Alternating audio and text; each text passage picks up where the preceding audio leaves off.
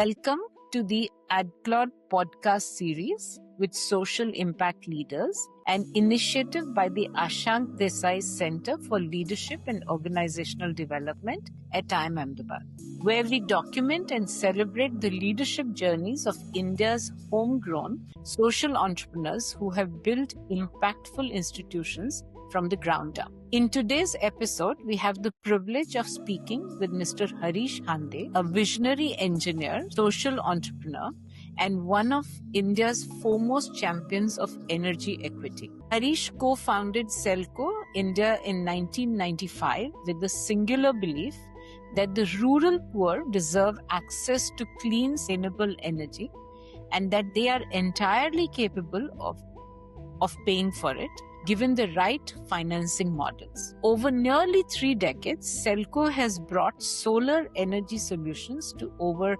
750,000 underserved households and livelihoods across India, shattering the myth that poverty and sustainability are incompatible. The SELCO Foundation, which Harish now leads, goes further, building an ecosystem of grassroots innovation, incubation, and policy influence to make clean energy a reality for the last mile. Harish holds a PhD in energy engineering from the University of Massachusetts Amherst and a BTech from IIT Kharagpur. He has received the Ramon Magsaysay Award in 2011, often called Asia's Nobel Prize, for his work in bringing light to those whom the grid forgot. Mr. Hande, welcome to our podcast. It's a privilege to have you here. Thank you, Professor, for inviting me. It's an honor to be on this front. Great, thank you. We have very little information as of now on social enterprise leadership, and that is why we thought we would set this up to both take the stories to a larger group of people and also probably create material for research in future for this. So in that light, Harish, could you give us a picture of what SELCO Foundation looks like today? Its scale, communities you serve, your geographies, the nature of your team, and how the organization is funded. Yeah, so there are 2 organizations as you mentioned in the intro. One was we started with SELCO India, which is still running and which is the social enterprise. It's a for-profit social enterprise structured in a manner that it's held by 3 not-for-profits in the US and Europe, and so it's 100% owned by 3 not-for-profits. And the way it's structured as a for-profit is that no dividends are ever given out, and the profits that are made on a yearly basis, 20% of the profits is kept aside for bottom 40%, the least earning 40% people in the organization. The 20% is given out for emergency fund, for example, if somebody's house gets destroyed, father gets, or a school fees. And the rest 60% actually goes back to the company for further growth. So it's been profitable for the last 18 years. And the SELCO Foundation basically is different in a sense that it believes that it's like Google's biggest subsidy that Google and Microsoft got was the internet. If internet was not funded by common taxpayers' resources, etc., none of these. SELCO Foundation's goal is to look at an analogy of creating that ecosystem for vernacular-based sustainable enterprises, vernacular-focused, need-based innovations like a solar-powered roti rolling machine or a solar-powered silk weaving machine that increases the livelihoods, or innovations in maternal, how do you reduce maternal deaths and where can energy actually play a role, or value chain. So the foundations work in that gap of making livelihoods and health aspirational, futuristic, using decentralized energy, now AI. So we are working in around 12 states and mostly on the 8 states in the Northeast, Odisha and North Karnataka. So that's the focus of the foundation. I see. Okay. And are there plans to take this to other parts of the country? Because, this need is there everywhere. Yes, thank you. The primary goal of SELCO is to prove, and then can others replicate it? See, the goal is if SELCO itself grows. No, the end goal is that if SELCO grows, I have a problem. Because the end goal is that maximum number of people get the solutions at the fastest time, right? So that means more organizations need to be involved in making that happen. So our goal is like, should SELCO Foundation exist after 2035? That's because you're going after a problem. Not only we picked up Northeast for a certain very strategic reason. One is its diversity, both in terms of culture, language, geography, plains in Meghalaya to plains in Assam. That means it's an R&D center for the world. What we do in Assam can be done in Philippines. What you do in Meghalaya can be done in, for example, Ethiopia and Maharashtra, for example. So that's why we strategically picked up, and can it be replicated? So what we create, Professor, is that common goods. And can we create common goods like the airports and roads and schools are common goods? Can we create common goods that can be replicated? Wow, that's a great idea. Great idea. So you, of course, completed your PhD in the United States, built a solar energy enterprise in rural India, pretty much at a time when nobody really thought that this was possible. What drew you to this path? Was there a moment, a person, or a conviction that crystallized this decision for you? I think it was the journey. One is if you look at the common background of Rourkela, for example, his parents didn't have to pay electricity bill because it was paid by the steel plant. Then you went to IIT, which is subsidized by the taxpayers. Then you went to the US on a scholarship. So I'm a product of subsidy, right? In standing in front of you, right? All of us. Especially when you look at IIT, you are basically funded by the poor who buy salt and sugar, and those taxes paid by education, right? So your original shareholders are the poor.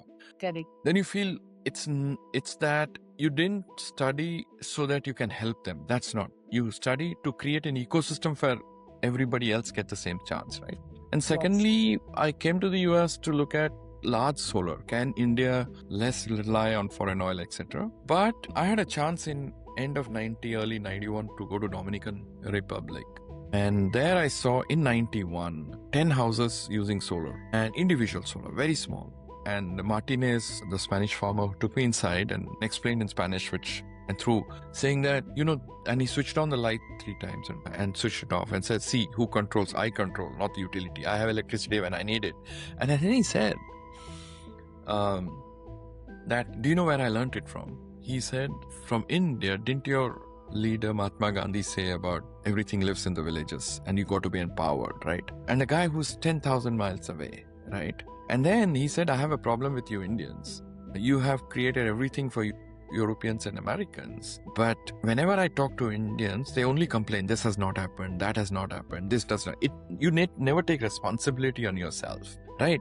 And he says, I'm telling you for a specific reason. Because if India does not develop, we don't develop. We cannot learn anything from the Americans and the Europeans, the Dominican Republic. So that was a moment when I came back to the US and said to my professor that, this PhD nobody's going to read anyways. Why not I go back and see what it means? Because if I'm writing on solar and electricity, which I have not felt, and I'm going to write about it. So that's when I left, went to Sri Lanka and India, stayed without electricity for 2 years. And that's where the journey started. Wow. So you chose to stay without electricity? Yeah, because I said, if you don't have the feeling what it actually means, you can do a village tourism on a weekend and say this is what it means. But you don't feel it. And it was not about solar, Professor. It was about how do people, the way of life, even if they don't have money, suddenly they have the cousin's wedding. Where does the money come for buying the bus ticket?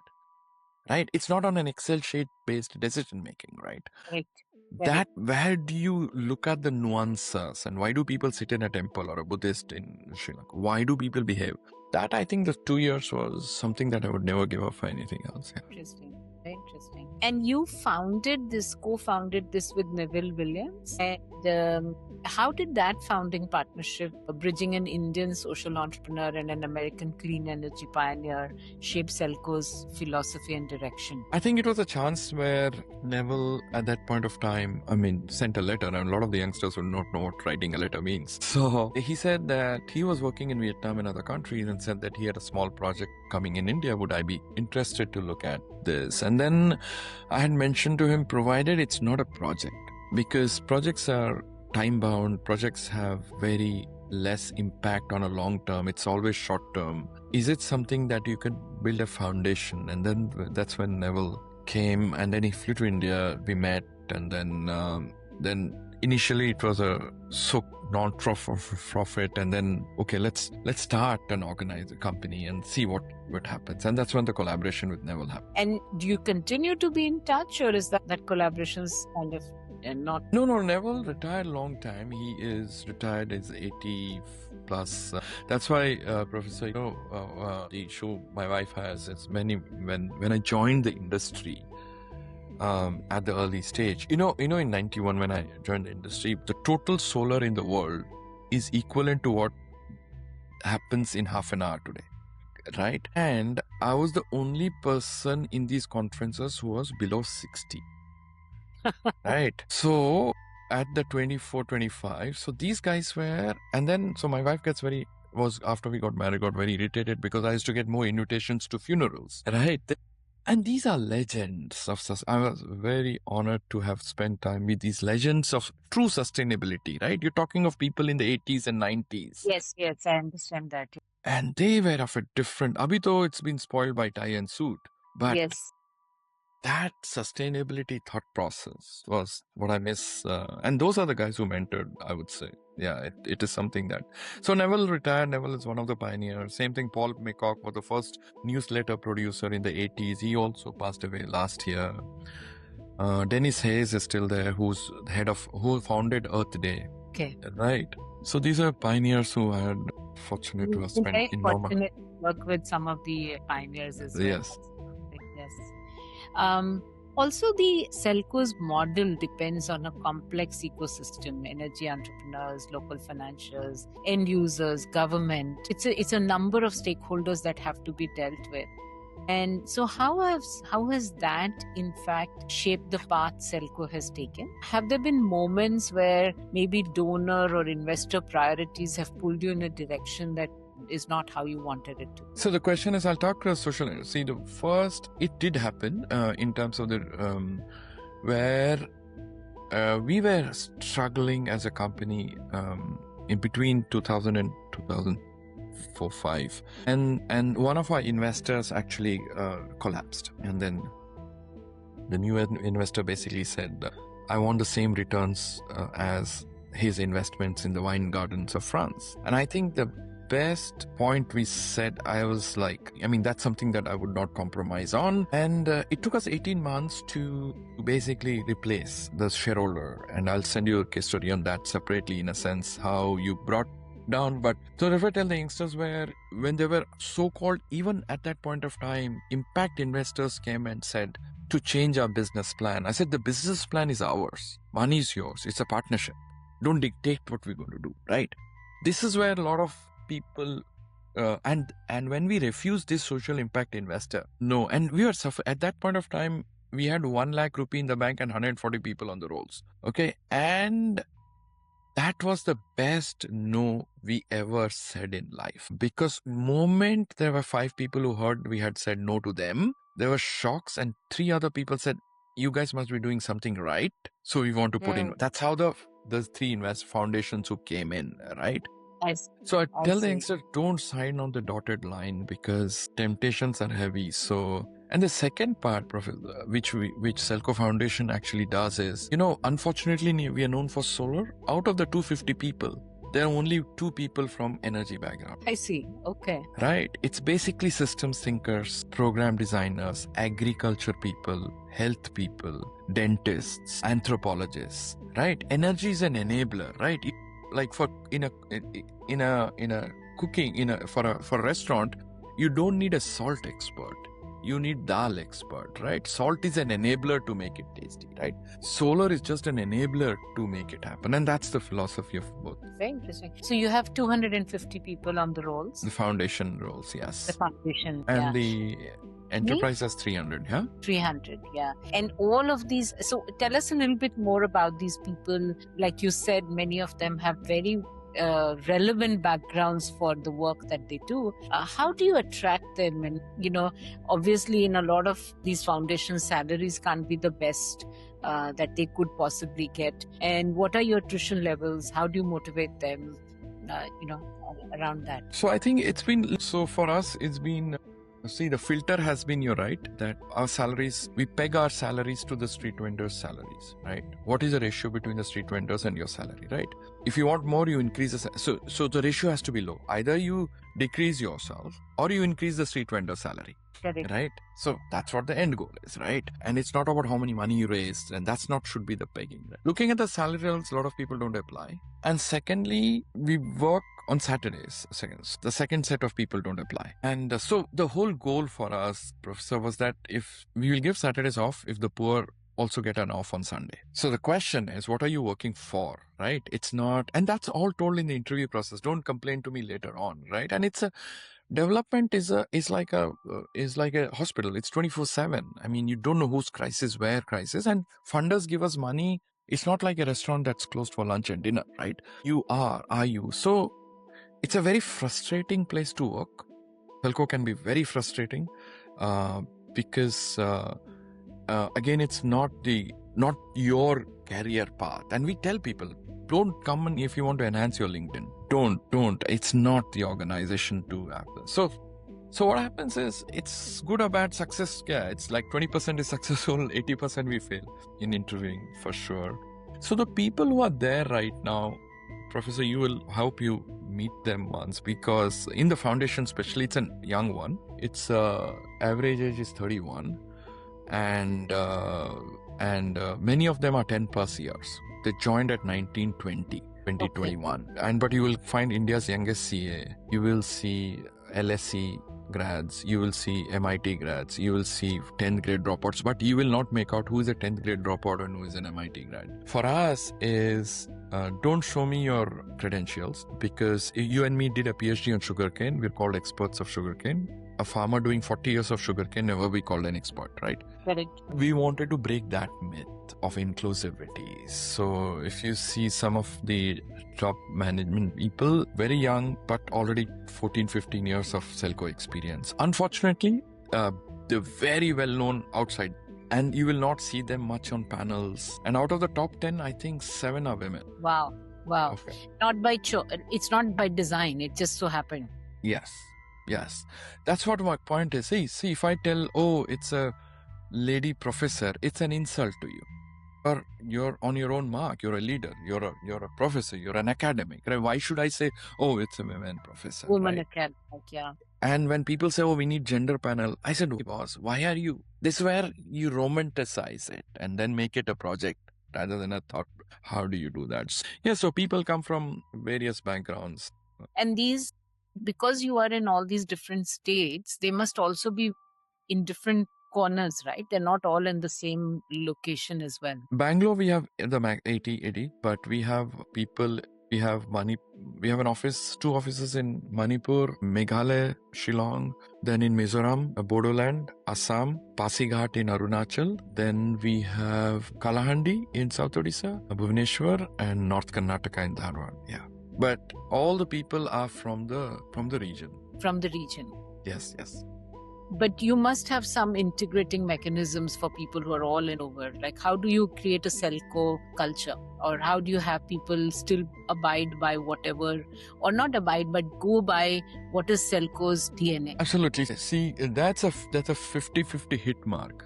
That's a grappling question that we do every year, every 6 months, right? So, yes, there are regular meets. There are people who travel very frequently, but more also the induction process. The induction process is not about classroom. This is what SELCO does, right? Until you do not follow a person in, for example, North Karnataka has been our most mature, for example, right? So we get people from Mizoram, base them out of Dharwad, right? And not what we are doing in Dharwad. And we make it clear, 99% of work we are doing in Dharwad might not be relevant for Mizoram, okay? So just take the Lego pieces. Learn the Pythagoras theorem, right?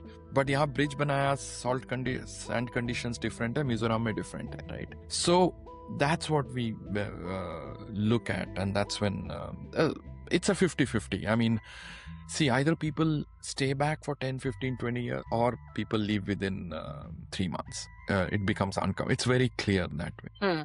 And the maximum people attrition that we have is for master's program. And the most difficult has been to integrate an unlearning process. People who have spent 5 years in a corporate. Correct. Unlearning becomes, because see, poverty is so unstructured that you got to think on your feet when you're there. Okay, was a financial problem hai, ki technology issue hai, or a business model hai? What is it? Which are the stakeholder? Because from corporate, what happens? You're selling a product. Your structure is very, that's it. Like you have cards, you got to work in this manner. That thought process of openness becomes sometimes tough too. That's amazing. Yeah, and I can see it being a complex problem to crack, not an easy one. But you do need some of those people to be there, because that's how you also build diversity of expertise, I guess. No, because yes, and when you look at, see, we have 3 parts: the innovation stage 1, the innovation part; the 2 is the replication and scale, and the 3rd is the amplification. Correct. Once you do an innovation part, those are the type of people who want to take it forward, right? Yes. Right. Because the innovation people ko agar scale kiya to doob jayega. It'll actually go down the drain, right? And then the amplification part is, how do you work with, okay, like for example, very simple, you do an innovation on roti rolling machine and you work with 10-15 entrepreneurs to actually formalize it, and then you work with a bank to come up with an innovative financial program to finance the roti rolling for women in this area. And then what are the Prime Minister's PMFI scheme to actually for people with disabilities? Agar roti rolling, there's a 15% subsidy. So that's a stage 1.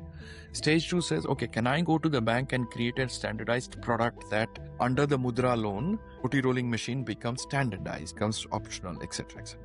Right? So how do I work with 4-5 banks to make it? The 3rd is, can I work with NABARD and RBI to institutionalize this completely and amplify it to the next level, right? So you need different sides of people. Right. And also then manufacturing it at scale, right?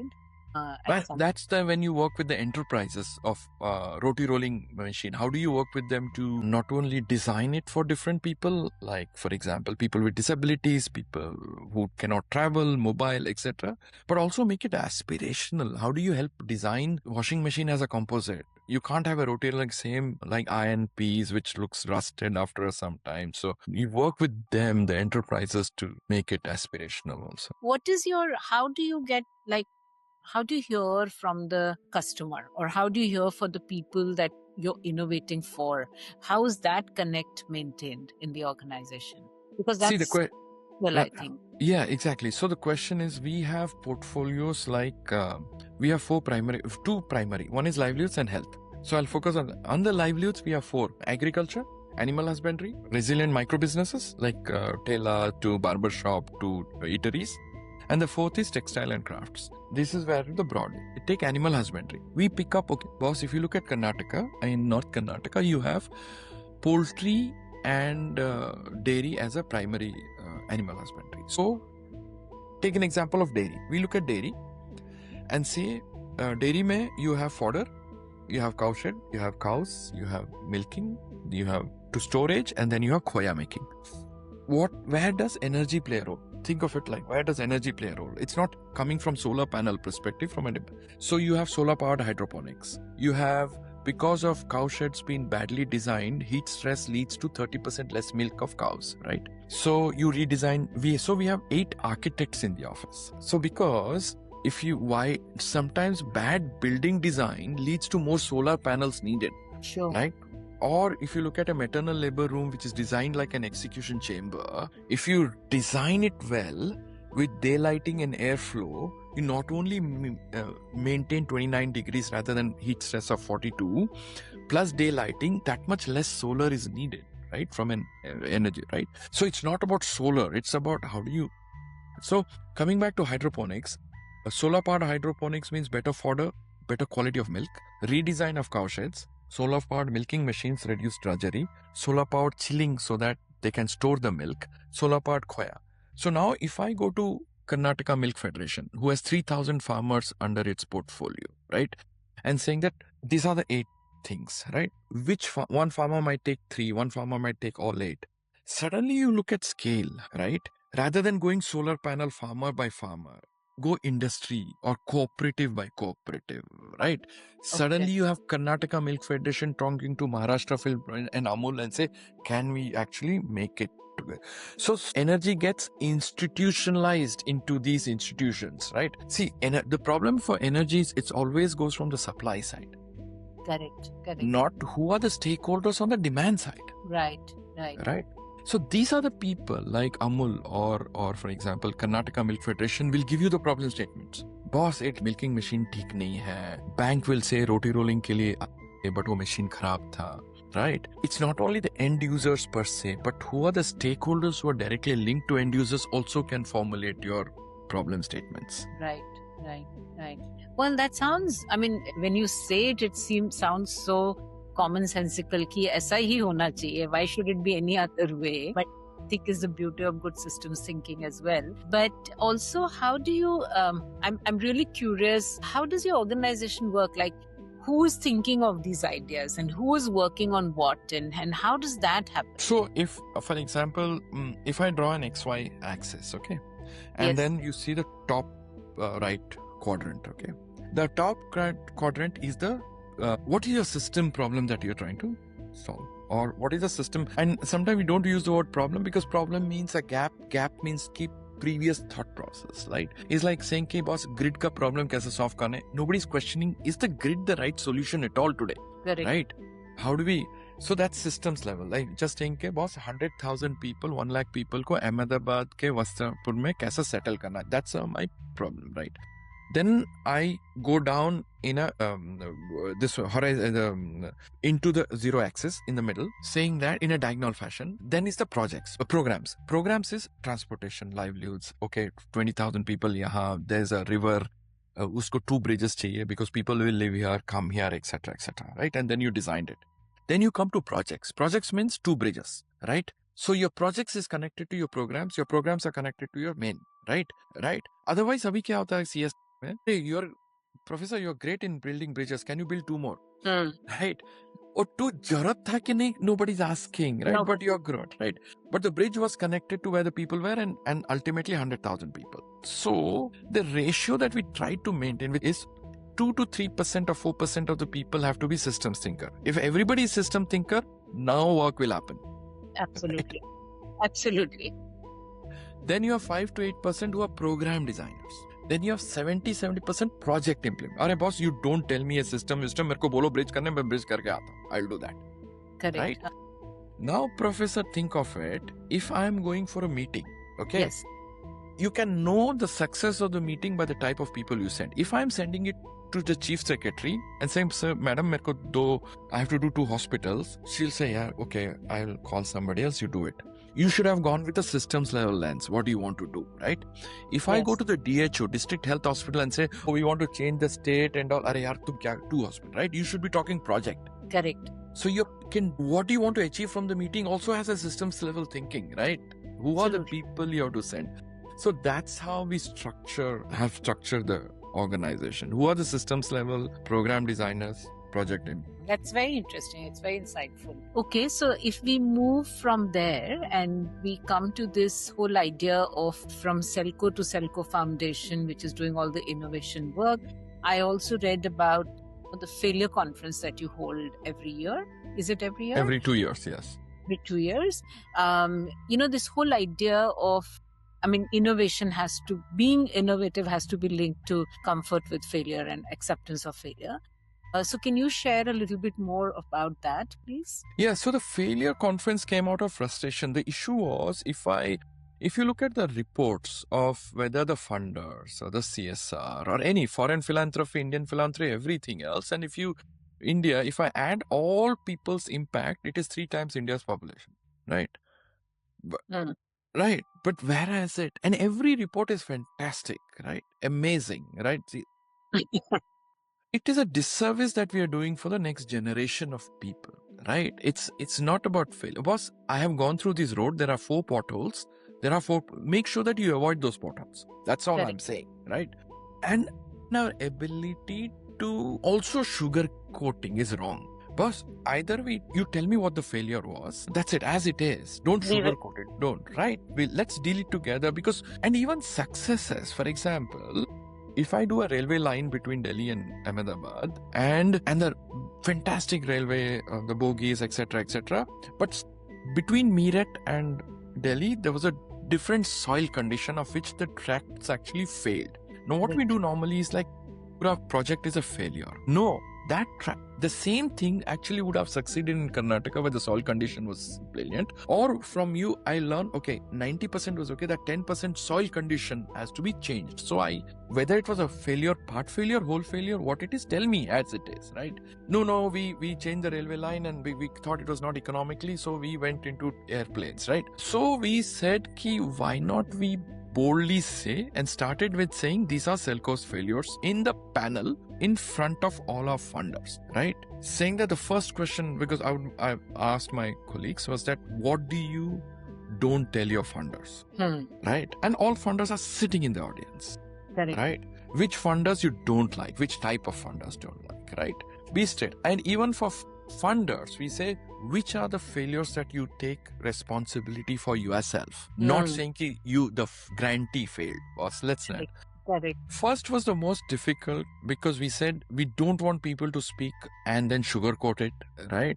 And first was the most, a lot of the multilaterals refused and saying that we have no right to talk about failures. The second was, okay, the third got a lot of traction when people started to realize that there are funders there, right?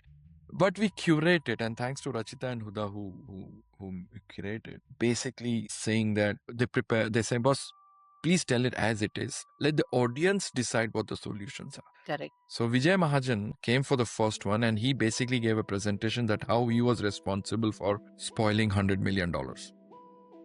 That's bold. Absolutely. Good. Those are things. Chintan Vaishnav, who was head of India's Atal Innovation Mission, said that what type of diseases we have in innovation. He said, delay-titis, not my baby-titis. That gave a lot of confidence to the youngsters. And you continue to run that? Yes. Next year, 2020, we are changing a bit. We are basically saying what happened, Professor, is that people talked about failures, but we want to know what is the consequence of the failures and who bears for it. People say, I have to learn and go back. In our sector, the biggest failure brunt is by the poor. Absolutely. Right. You might say, I failed in Sri Lanka, so I learned it and changed it in Bangladesh. But what happened to the poor So the conference next year we want to look at is consequences of failure. Who bears the cost of consequences? And this is something you run in Bangalore, is it? Yes. In every 2 years, yes. We'll look at that. But definitely, we'll come in and we. It's also a semi-comedy show in many ways. Where you normalize it. I mean, that's the part. That's the point. That is so important. It is so important because honestly, as a country, we are very, very cagey about failures. Yes. So that definitely is an issue. You have also been an outspoken critic for the mainstream development sector's top-down approach to energy and possibly to many to other stuff as well. How have you navigated the risks, institutional and reputational, of challenging a dominant narrative in the field? I think, that the question is one thing, the clarity of what's the end goal? The end goal for us was very clear. And whom are you representing? The voiceless. And people, you're in a privileged position. Because the whole point is, are you talking for yourself, for your organization, or, okay, boss, for the end user, right? If you're for the end user, be very clear what the end user wants to say. So the problem, Professor, is when you go to panels, people talk about personal achievements and the organization's achievement. You are in our sector. That's okay in the private sector. But in in this sector, you are supposed to talk the problems of the sector. Right? What the sector needs to solve, how you solve, rather than your LinkedIn profile. It's the sector's LinkedIn profile that you need to do about, right? And end of the day, and if some other person comes and says, Harish, I learned from you, but I'm going to do better than you. That's what exit success means for us, right? If Turing did not create the first computer, we wouldn't be at the iPad right now. right? It's Absolutely. not an old technology, it's a technology, right? So you want whatever you want to do using expensive philanthropic and taxpayers' money in CSR, that somebody else does better after learning from you, right? Not copying what you did, right? So for us, that's why I'm saying that what are the ratios? And once I see the ratios, see again, people mistake saying that I'm against salaries. I'm saying, boss, I'm not against salaries. If you're taking that salary, then deliver that much, right?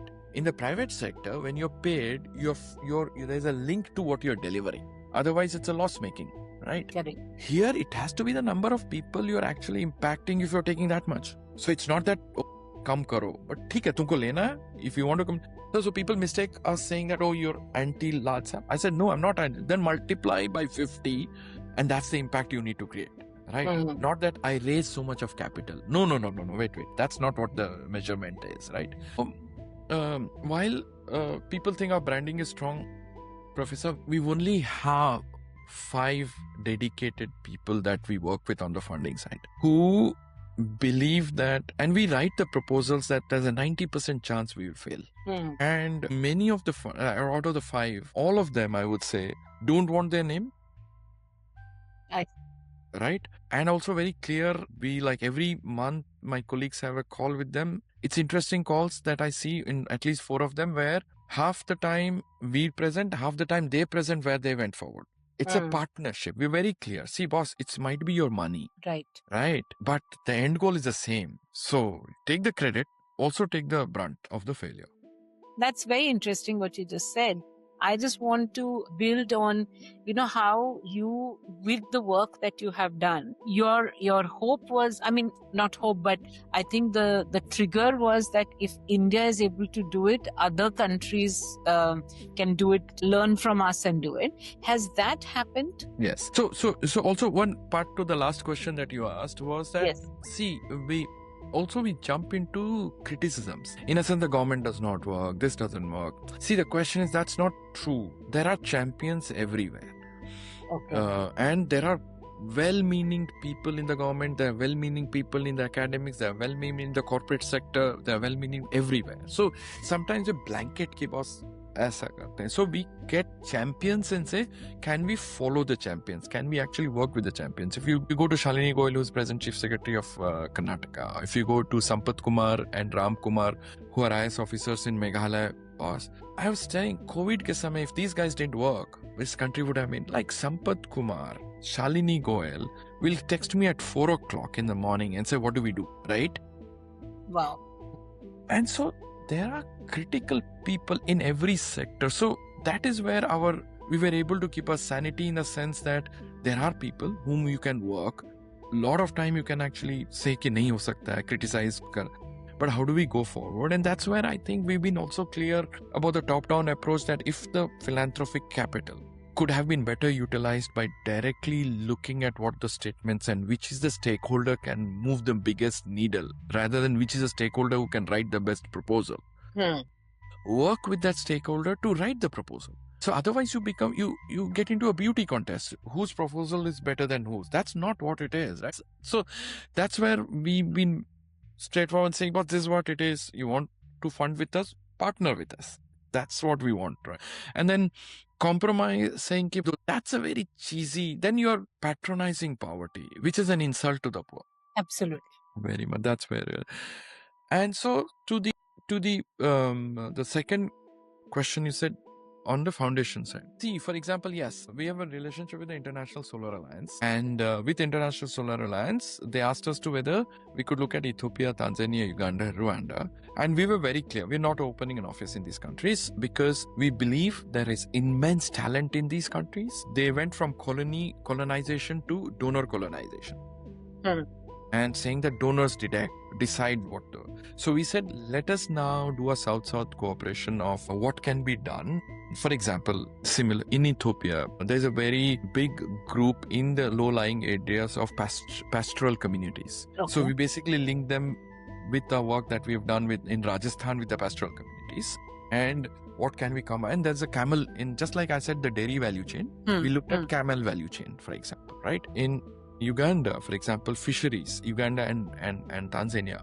What are working in South Odisha and in Assam is the fisheries actually linkage. In the health, what we are doing in the Northeast in terms of maternal health, how do we make sure in 2030 Boston Medical College will learn from Mizoram and in Ethiopia? Because Boston has the baggage. We can leapfrog using AI, leapfrog using decentralized energy. So basically, those are the linkages we are doing. Yes, that's Wonderful. the first. Yeah, that's possibly also the way to go for some of these. For us to actually work together and learn from each other. And that's what I tell the youngsters who are graduating and want to join a consulting. I said, boss, create your own. See, don't look at Europe and US. Okay, theek hai, they're there. You will create policies for Sierra Leone. Because India's policies, whether it's Delhi, Karnataka, Kerala, Meghalaya, diversity of policies is like all Lego pieces. No, it's not the variables of a formula. Pick up ABC from Jammu Kashmir, Delhi and Meghalaya. And that is what Sierra Leone ka ho jata. 60% work for Sierra Leone is done.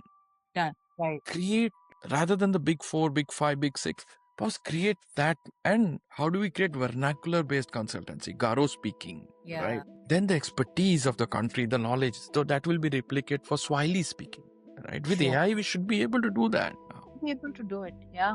It's make it easier for all of us, yeah. Right.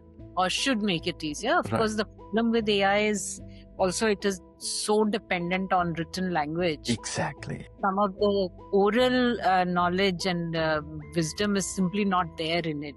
100%. So that's another thing. So coming back to your community and social leadership connects.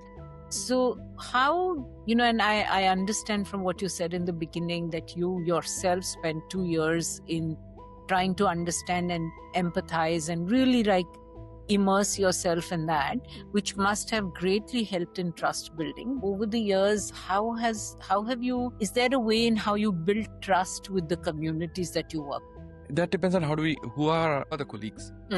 Like the type of colleagues that we have in Mizoram, the type of colleagues we have in Meghalaya, right? Many of them come from the communities itself, right? Or it's like, how do you choose people who have the ability to have one leg here and one leg on the second line? It may not be daily interaction with the community, but can switch sides. So, see, Professor, if I look at the 3 building blocks, okay?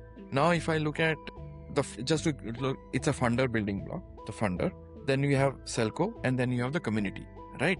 Unfortunately, there's a gap between the 3 blocks. What I'm saying that press it, not just touch it.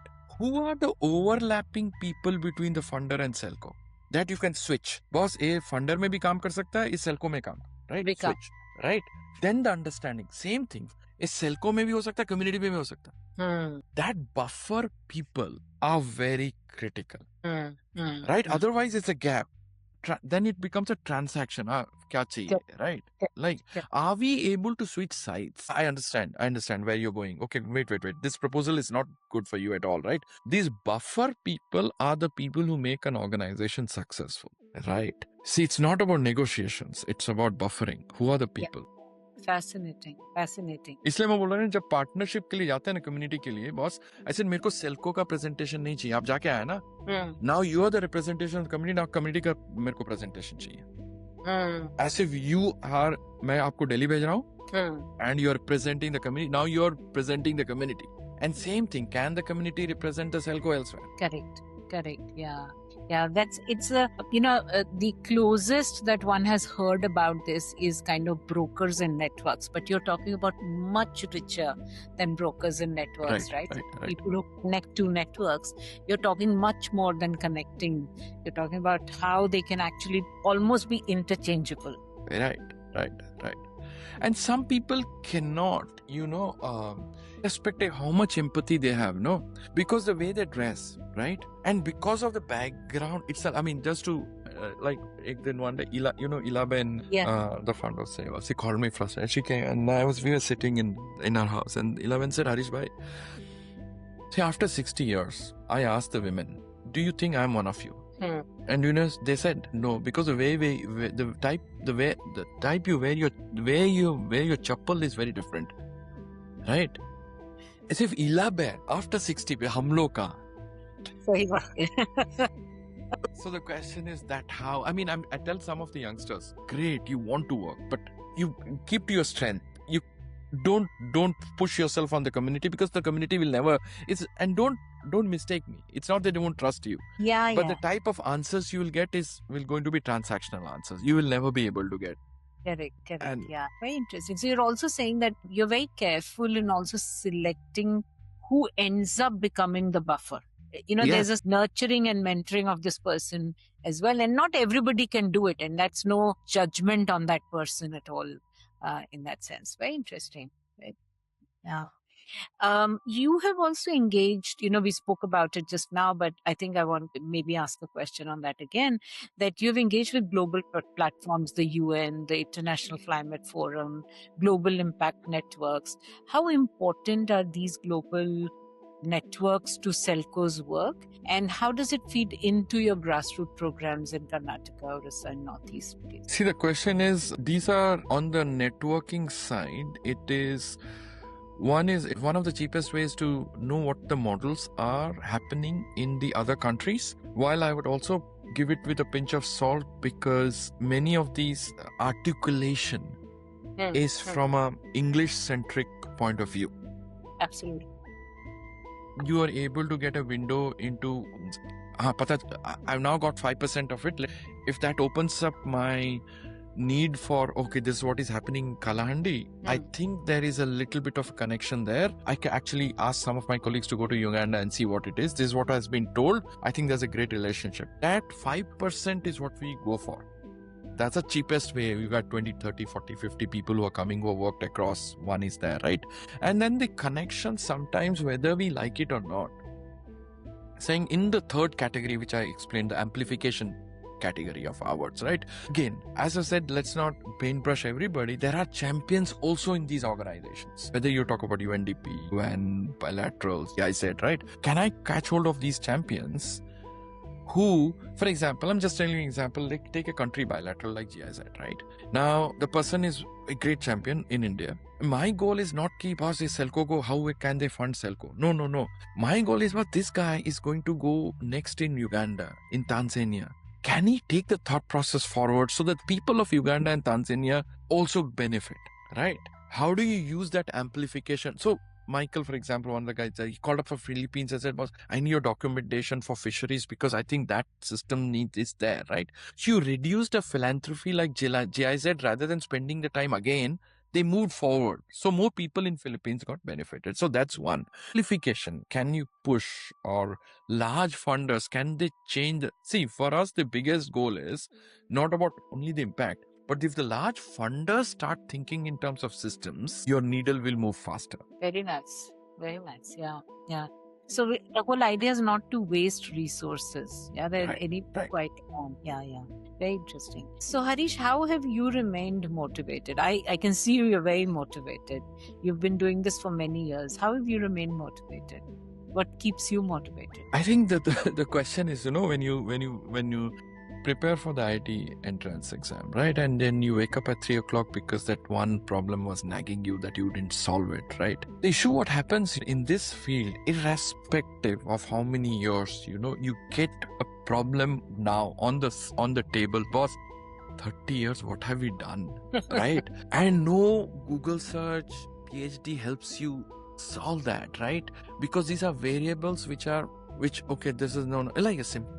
This example I've said, which is, right, many years ago that happened. But when two women came to a lab, one of our labs, and said, it was raining heavily, and said, we only have 2 saris. And because it doesn't get dried, the body smells, because of which our husbands cheat on us. And they both collapsed in the lab, saying that, please save our marriages. Now rains, no electricity, your PhD is out of the door, your Google search is out of what is the solution to dry saris, right?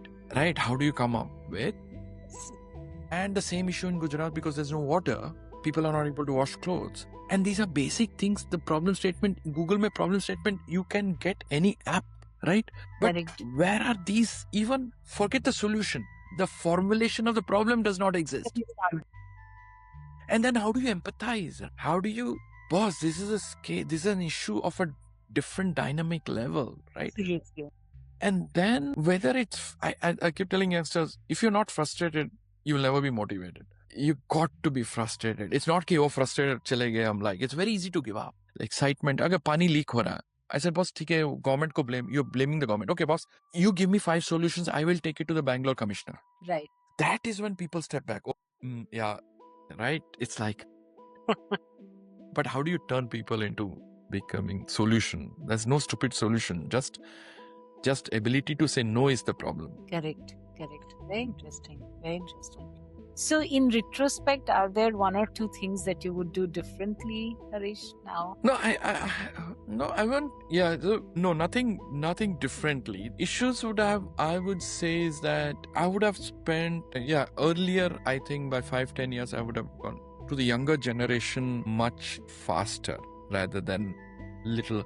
I think I was 5-7 years, I would have, the question is the ratios of the youngsters. If is 100 to 1 today. If we had started not in 2004 but 1999, more number of youngsters would have been part of the systems thinking now. See, to issue what is happening is people getting project bogged. Is that where am I creating the 2030 pipeline of youngsters in our country who are thinking in terms of systems, right? So abhi kya hai ki once you've graduated, the tools, then you're teaching systems or you're teaching the problem statements, right? Are you catching them when they're 18? Whether in Sirsi, Dahod, or in rural Tanzania, so that by 2030 the world has leaders, and that's a missing part, which is still grappling with. How should we have started earlier? Yeah. But you've had some success, even though you started late, but you've had some success with this? Yes, the biggest barrier, Professor, is the way we are structured academically, right? I'm a mechanical engineer, boss electrical, I'm a mechanical, right? Sorry, SCA ka kaam nahi hai, this CS ka kaam hai, right? But would a tomato vendor ever have the luxury to say tomatoes have increased? I'm sorry, I'm not going to sell potatoes because I'm a tomato expert, right? Correct. So that's how do you break those silos, right? That's beyond a typical, no, ki this is out of syllabus, right? Yeah. How do you break those out of syllabus? Yeah, last page dekh liya answer ke liye, then I derive it. It's okay, those are great. How do you break that structural thinking? And typically, if I look at IIM or IITs, my was saying that how do you create cross-cutting teams? Yeah. I need an engineer, I need an architect, I need a finance person, I need a grassroots person in the same team and all looking as partners, right? Correct. Equals, yeah. Bringing difference. Yeah. And that's very difficult. It's with, and I think it's only getting worse. It's not getting better. It's only getting worse. Because everybody has become territorial, right? Mera forte. One last question. One of the things that, not one last, but one. One of the things that I think organizations like yours possibly, the imminent risk is succession planning, because, you are committed and you're doing what you're doing, but who's next in line? And are you thinking about it? Are you planning for it? And may you stay for many, many years. That's not the point, but just to think about, how do you look at it? Yeah. So if you came to Bangalore, right? I have only one signature authority. I have out of the 25 in the organization, and I have no connections to the funders, not a single connection to any of the funder, right? The only connection I have to the funders is yours, where they call me from a strategic perspective. Like, for example, IKEA or somebody, Foundation of ADCLOD, okay, IKEA ko kahan jana chahiye? I have zero connection to any of the funders. So when people, you see, when the other people in the ecosystem, they will not have I have no operational meetings from last 3 years. Zero. So that's what the question is. Now the question I am pushing for, what is the succession plan of my other 3 colleagues who run? Right? They are 35, 36. They are well known. Huda, Rachita, Rucha, Khil are extremely Joby, very well known. And the good part is that they joined when they were 20s, right? They're 15 years in the organization. So once you come to SELCO, you'll know ki boss say Harish ki jarurat kya hai, right? No, I'm not kidding. That's where we said ki 5 years, 10 years ago, we said, boss, this is an issue of the civil society sector. It's the founder's syndrome is ridiculous. And that's where the collapse of the civil society happens, when you're founder's syndrome. So what do you learn from people like Ilaben? How do you distribute? How do you learn from people like Pradhans, right? And then so SELCO Foundation is, I would be... the least of my problem right now is about SELCO Foundation. Yeah. So, and tell others also, boss, give it. Kya karega? Kya? Fail hua, right? I mean, if you look at the curation of the failure conference, it's done by Rajita and Uda. I see. They call up people, they individually, right? And the branding is very strong in the sense where Rohini's, the Sanjay's, and everybody takes Rachita. Oh, where are they going? All right. So they have their own brand. Very, very strong. And what keeps you busy now then? More about strategic from a south, saying that how do you see, India has a plethora of the movements, independence movement, the Seva movements, the agri movements, right? Amul movement. Yeah. Right, exactly. And where that is not there in Africa. So if you talk to a lift operator in Uganda, right, for example, when I was having a conversation, he said, so what do you do? I said, this. And do you know what he said? Isn't that true empowerment? See, for them, the job is that. The good, brilliant guys have that job, right? So, we have rungs of jobs here. Yes. Right. How do you break the colonization of thought process that is so deep-entrenched in many of these countries? And the other one is, how do you look at ecosystem for who gets the money, PowerPoint, Excel, Word, right? How do you look at Garo speaking entrepreneurs, Swahili speaking, Oriya speaking entrepreneurs? That's the one. And the third angle I'm working with Chintan Bhai is, it's like recipes, recipes went from grandmother to mother to daughter, right? And the communication system disrupted. You went to documentation, right? And that's why many of the recipes are dying, because that is not passing on or whatever inform, right? But same thing, think of it. If you look at a tribal person from Odisha coming to a villa in Bangalore, you have de-skilled India by 8 generations. You didn't upskill him. We think, upskill wo driver ban gaya. You've de-skilled. Like unka paddy knowledge, unka forest knowledge of it is gone, right? So what we are saying, ki boss, can we look at by 2030 million? You briefly mentioned in the middle. Can we document million voices? Above 60 tribals to be documented through voice. Baat karo tum, right? That's a lovely project. Right. Document. Let's not lose those voices at all, because and the beauty of the AI is that pehle survey karna tha record. AI can actually now use that in a positive one. Can you imagine documenting 1 million voices in Odisha and the Northeast and 2 million voices, and then to the Swahili speaking, the inherent knowledge of the forestry of the world will enhance. Yes. That's the program. That's lovely. Yeah, and all strength and power to you for doing that. So, and this is really my last question, and this is for the young listeners who might be listening to this. Is there any advice, or is there any anything that you think they should keep in mind as they craft their careers, or if they want to work in this sector?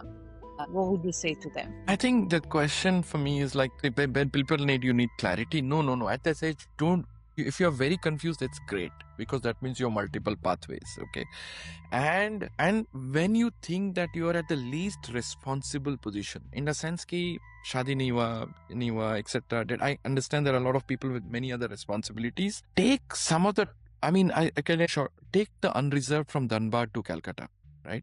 Not jump into an organization career from day one, because then you repent after 5-10 years ki mere ko karna tha jab mera time nahi hai, right? To the youngsters is experiment the next 3 years of your life before you get into, okay, main Big 4 join kar gaya. That's what I was telling Professor, ki the biggest disadvantages the large institutions like the IIMs and the IITs have is a placement department. Because your placement department nikal do, right? Yeah. Because 80% people are, my question, where are you letting youngsters explore? Boss, abhi tu ja, Dhanbad ja. Then you, after 3 years, you have a safety net of education, boss. Absolutely. Yeah. So, and to the younger people in the non-English side, it's like, how do we create these centers in Sitsi, Dharwad, where We have basically in City, we are creating an maker space or for farmers to come and fail, young farmers to come and fail, right? Come, use those next 2-3 years at that age to build that foundation. And that foundation is not that you got a degree from IIT, IIM or anywhere or farming. That is where you start cementing your foundation and spend time on something that you'll never have the time in the future. So true. That's so true. And also with all the privilege that a lot of us have. Right. And don't have to take care of parents and stuff like that. Like the safety nets are there. They're there, yeah. But great. But yeah, that's so wonderful to talk to you and also understand your work a little bit in detail. So we'll wish you all the best. Thank you. Doing whatever you take on next. The Million Voices seems like a really good project to work on. Thank you, and hopefully we'll meet again. Thank you. Absolutely. Thank you.